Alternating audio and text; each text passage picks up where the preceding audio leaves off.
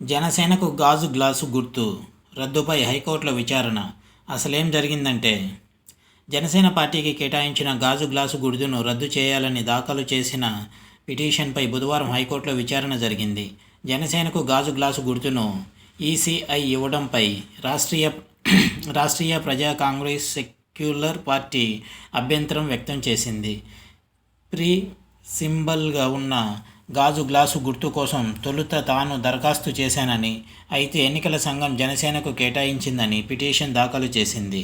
కేంద్ర ఎన్నికల సంఘం జనసేన కుమ్మక్కై ఆ గుర్తును తనకు రాకుండా చేయాలని ఆ పార్టీ అధ్యక్షుడు మేడా శ్రీనివాస్ పిటిషన్లో ఆరోపించారు.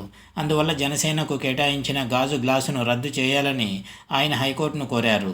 ఈ పిటిషన్పై విచారణ చేపట్టిన ధర్మాసనం అభ్యంతరాలను కౌంటర్ రూపంలో దాఖలు చేయాలని హైకోర్టు ఆదేశించింది.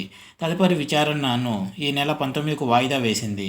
కాగా జనసేన పార్టీకి కేంద్ర ఎన్నికల ఆదేశాల మేరకు రాష్ట్ర ఎన్నికల సంఘం గాజు గ్లాసు గుర్తును కేటాయించింది. ఈ మేరకు ఉత్తర్వులను ఈమెయిల్ ద్వారా జనసేన కార్యాలయానికి పంపింది. దీంతో వచ్చే ఎన్నికల్లో జనసేన పార్టీ ఏపీలో గాజు గ్లాసు గుర్తు పోటీ చేసేందుకు సిద్ధమవుతోంది. అంతేకాదు, తెలంగాణలో జరిగిన ఎన్నికల్లోనూ పవన్ కళ్యాణ్ గాజు గ్లాసు గుర్తుపై పోటీ చేశారు. అయితే ఆ తర్వాత గాజు గ్లాసు గుర్తును ఫ్రీ సింబల్గా ప్రకటించడం, ఇటీవల జనసేనకు కేటాయించడంతో రాష్ట్రీయ ప్రజా కాంగ్రెస్ సెక్యులర్ పార్టీ అధ్యక్షుడు మేడా శ్రీనివాస్ అభ్యంతరం వ్యక్తం చేశారు. అయితే గాజు గ్లాసు గుర్తు కేటాయింపుపై ఇప్పటికే ఎన్నికల సంఘం క్లారిటీ ఇచ్చింది. జనసేన పార్టీ తొలుత దరఖాస్తు చేసిందని, ఆ తర్వాతనే రాష్ట్రీయ ప్రజా కాంగ్రెస్ సెక్యులర్ పార్టీ దరఖాస్తు చేసిందని పేర్కొంది.